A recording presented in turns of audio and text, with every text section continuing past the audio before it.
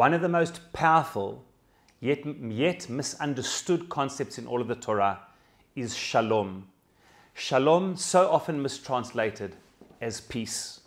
We know that shalom is so much more than that.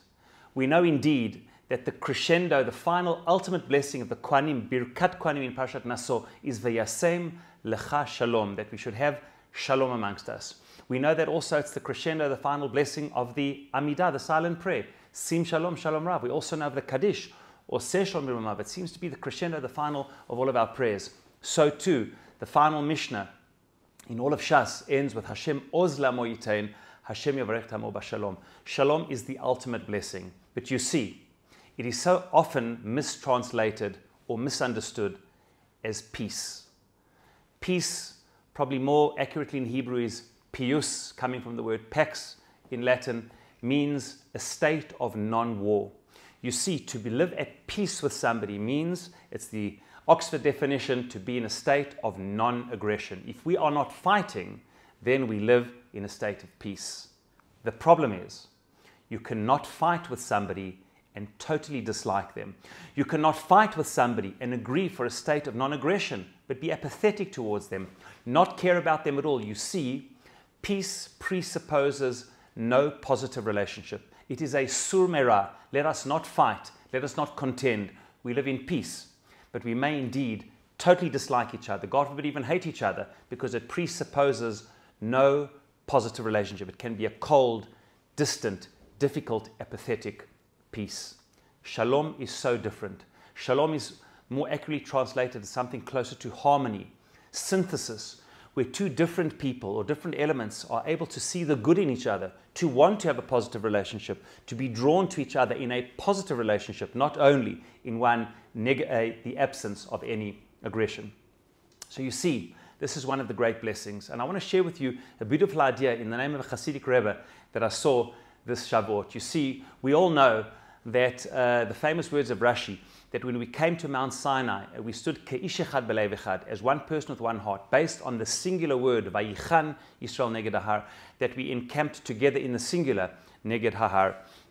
And I saw a commentary of a Hasidic Rebbe who said, vayichan milashon chein.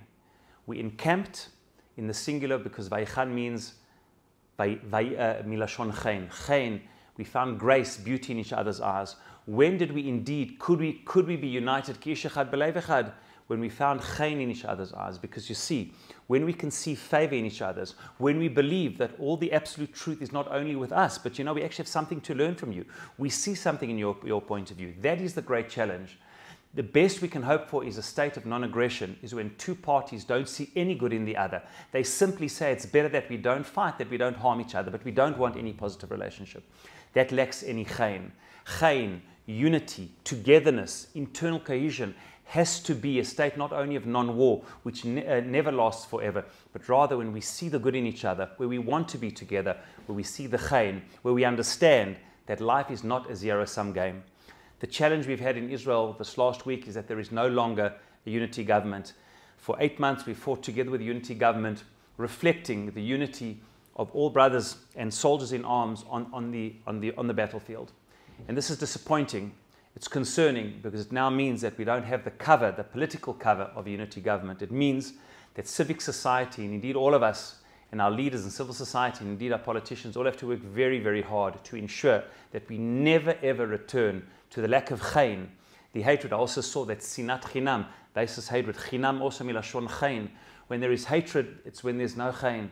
It becomes baseless when you can't see the chein and the good in the other. They contribute nothing to you. You think you know it all and have it all. May we never return to those days of sinat chinam where we can't see the chein in each other. We need the vayichan, the unity through chein, through seeing the good in each other, through understanding that we are much better off together because each one of us contributes something to the shleimut, to the completeness, to the shalom, the harmony of us as Jews. And Bezrat Hashem, vayasem lecha shalom birkat Kohanim. May there be shalom, unity, one of chein, one when we see the good in each other, and that we're far better off together as one.